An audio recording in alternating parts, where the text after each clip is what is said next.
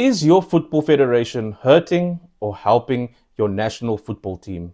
Well, pause right there because we're about to find out. Welcome to another episode of TAMFC, where we break down football developments holistically and make it easy for football viewers to digest and ultimately inform the opinions of football fans. Now, don't forget to like and subscribe and watch out for more content dropping soon. In today's episode, we'll be asking, is your football federation destroying or improving your national football team?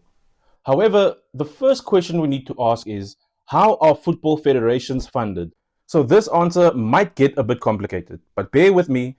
I've broken it down to make it easy for everyone to understand. So firstly, all football federations receive grants via FIFA and their respective continental federations. And these grants are made up of various specific types, including developmental, administrative, and infrastructural, and often countries also get specific grants for hosting specific events. And then on top of that, football federations also tend to receive grants via their national governments. Secondly, football federations are also able to generate their own income. And this can be done via merchandise deals, broadcast deals, TV rights, ticket sales, sponsorships. Essentially, this is what separates the big football federations from the smaller football federations. And then thirdly, football federations also make money off hosting or owning specific tournaments. For example, the English FA owns the rights to the FA Cup, which means that they are able to generate quite a large amount of money and revenue from the tournament. However, keep in mind that not many football federations own their domestic league or cups, so this one is definitely an outlier. And then fourthly, football federations also get payouts depending on how well their specific teams do in continental or international competitions. For example, federations receive payouts from UEFA depending on how well specific teams do in the Champions League or the Euros. But here's where things start to get interesting. With all the revenue and funding that football federations receive, at the end of the day, it's their prerogative on what they want to do with it. For example, we live in an era where women's football is becoming more and more popular, and football federations around the world are gearing up to help improve the structures of the women's football games in their countries and ultimately make the women's leagues more professional and more independent. For example, the Canadian Football Federation recently invested millions to start a new Canadian Women's Football League. And even the Portuguese Football Federation invested 7 million euros into the Women's Football League in 2024, which has resulted in immense returns and immense improvements to the Portuguese Women's League. And even the Saudi Arabian Football Federation invested $16 million into their Women's Premier League, which is also resulted in immense returns and improvements to their league also. Then, unfortunately, on the other end of the spectrum, you get SAFA, the South African Football Association. Now, SAFA still owed the 2022 WAFCON winners, Banyana Banyana, the South African women's team, bonuses and wages back in 2025, a few weeks before the 2025 WAFCON was supposed to begin, and the South African women's team were supposed to go and defend their title. And right before the tournament began, the players were forced to go on strike because SAFA was unable to resolve the wage dispute. Now, for South African women's football team, this obviously means that the players are very reliant on the wages from the national team, unlike the men's team, because in South Africa, women's club football is not very profitable. But the sad thing is about the South African Football Association is that they had to get money from the Motsepe Foundation and a bailout from the government in order to resolve this wage dispute because of misadministration of finances. Which brings me to my next example. Now, I know a lot of football fans feel some type of way regarding the Royal Moroccan Football Federation, and that's obviously because they tried to overturn the 2025 AFCON final with a team of lawyers instead of on the football field. But when it comes to development from grassroots level all the way up to the professional ranks, we have to give the Royal Football Federation of Morocco the credit that they deserve. Let me explain. So back in 2010, the Moroccan FA went on a campaign to improve football throughout the country, all the way from the grassroots to the top professional leagues within the country. And with the help of private sector funding and funding from King Mohammed VI himself, they were able to build and open the King Mohammed VI Football Academy. This is obviously a top academy and it's a state-of-the-art training facility that the Moroccan football team uses whenever they are in Rabat. And it has produced a lot of top Moroccan national players that were part of the team that reached the 2022 FIFA World Cup semi-final and the 2025 AFCON final. Some of these players, including the likes of Youssef En-Nesyri, Azzedine Oni, and Nayef Ogod. Now, on the other end of the spectrum, once again, we have the South African Football Association. So like I previously mentioned, countries and federations generally get funds from FIFA to host specific events. And South Africa used the excess of the money that they got for hosting the 2010 FIFA World Cup and put it into a legacy trust. And the money from this trust was meant to be invested into grassroots football and generally football development within the country. So they took about 60 million rands of that money and invested it into a property which was at the time a water park called Fun Valley. So they bought the facility of Fun Valley with the aim of turning it into a top football academy and a national technical center plus headquarters similar to that of the King Mohammed VI Football Academy in Morocco. However, fast forward till 2026 and it's basically an abandoned water park with a few football fields and a few basic lodges. And officials and players who have visited this technical center say that it's basically a dilapidated water park with a few football fields that is currently in a very sorry state. Now pause there for a second. If you think I just made this video to have a go at the South African Football Association, you're wrong. Okay, but then again, technically you are right. Look, what I'm trying to say is, basically, a lot of South African football fans have our gripes with SAFA, but trust me, and I must be honest, there are definitely football federations that are run way worse than SAFA. Let me explain. But first, for the sake of this video, we are going to define football federations and national teams into three specific categories. So first, we'll start with countries that generally have a strong domestic league and a strong diaspora in footballing countries.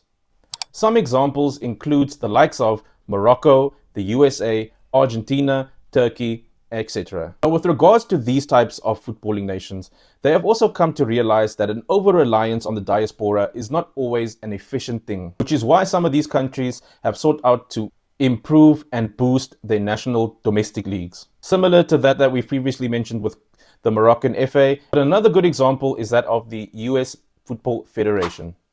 Back when Jurgen Klinsmann was the coach and the technical director of the US national team, he realized that there was over-reliance on foreign-born players for the US men's national team. And he also realized that grassroots and youth football was not of the standard that it needed to be if the USA wanted to be more competitive in the future. So Jurgen Klinsmann basically revamped the whole of the youth structure in the American football pyramid and genuinely made it more organized and improved its level. And the benefits of this is quite evident nowadays, as the amount of players moving from the MLS to big European teams has almost doubled in the last decade. Then secondly, you get national teams and federations that have strong domestic leagues but weak diasporas. This includes the likes of South Africa, Mexico, Japan, England, Italy, and Colombia. Now, as a side note, not all of these football national teams and federations are the same, because some of these countries are also reliant on their local leagues to sell their best players to top European teams so that they can develop and become some of the best in the world, or potentially some of the best in the world, or at least mingle with some of the best in the world. Which is very different from certain football national teams and federations who go about looking for players with the eligibility to represent their national team through their ethnicity. I digress. I'm sorry. Now, with the case of Italy, it's a great case study to see how a strong domestic league does not always mean that the country is producing strong footballing talent and youth players at a recommended level. Now, according to many former Italian football players, youth football in Italy has been on the decline within the last decade or so, and this was obviously masked by the fact that Italy won the 2020 Euros. But as a fact, as of 2026, Italy had the least amount of under-21 players playing minutes per league out of all the top 5 European leagues, which is proof that in Serie A, there is generally a consensus amongst clubs that they are unwilling to trust youth players and rather look to experienced players. In fact, according to former footballer and the author of Serie A in Depth, Federico Tomadin. The problem with Italian football currently is twofold. Firstly, he stated that the problem with academies and top teams is that they have currently adopted a win first, develop later mentality to youth teams and football academies. Secondly, he stated that youth coaches are not adequately supported enough at grassroots levels, meaning that most coaches, even if they are at top footballing academies, have to work full-time jobs in order to support their coaching careers. However, the Italian Football Federation implemented sweeping changes to its grassroots and youth football structures during the 2025-26 season. However, this may have come a bit too late, as Italy did not qualify for the 2026 FIFA World Cup and hasn't qualified for a World Cup for the third time in a row, which basically summarizes the current state of affairs in Italian football. And then thirdly, you have countries that have weak domestic leagues but have strong diasporas in footballing countries.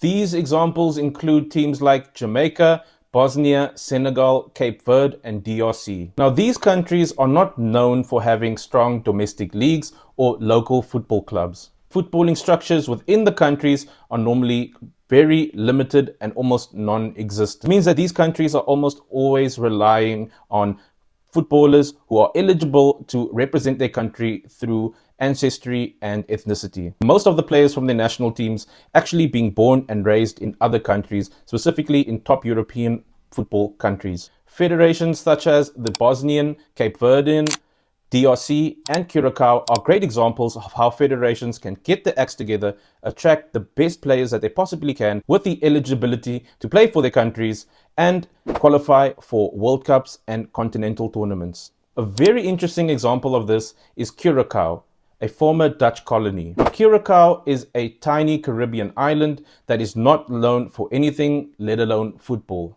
But their federation started to become very serious and started attracting a lot of players playing in Netherlands and Belgium who had eligibility to represent their country.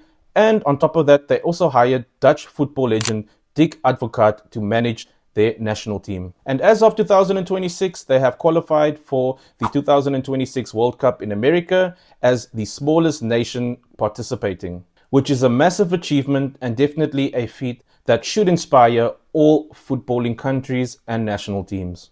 On the flip side, once again, we have the once mighty Reggae Boys, aka the Jamaican national football team, who were once regularly playing in World Cups. Now, the Jamaican Football Federation actually has a massive talent pool to choose from in terms of players playing in Europe, especially players with Jamaican heritage, but specifically in England. But the problem with the Jamaican football national team is that the federation is run so badly that just many players do not want to play for the national team. For example, Leon Bailey, who is arguably the best player from the Jamaican national team, who was actually born and bred in Jamaica, he quit the national team and said that the reason he stopped playing for them is that it was becoming too stressful. So I feel like I'm really going to take a break and really focus on club football for now. And no, I am very sure. It's things that build up for years. They're very unprofessional. You're getting your flight details sent to you all 11 p.m. at night before you have to travel for the next day. And a lot of time I'm me for my flight. The only last time I ever received $1 from Jamaica national team. Coming with the national team, it's very unprofessional, bro. When I say unprofessional, it's ways where you just can't imagine.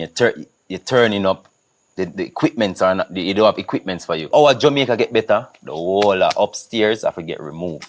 And ultimately, what Leon Bailey said in that clip is very true, as Jamaica failed to qualify for the 2026 World Cup by finishing second to Curacao in the qualification group and then losing out in the intercontinental playoffs to DRC. And the funny thing is, that was probably the easiest group that Jamaica will ever find themselves in, since hosts Canada, Mexico and USA did not take part in qualification. Now, ultimately, if you ask my opinion on this matter, it's really up to football federations to not only develop young talent, but also to attract the best players possible. And they'll obviously be able to do this if they can create sustainable national teams and youth teams that have ambitions of either qualifying for World Cups or continental competitions or winning specific tournaments. Now, as we all know, football is a profession, and many top footballers will refrain from playing for their national teams if they feel like it is a complete waste of time.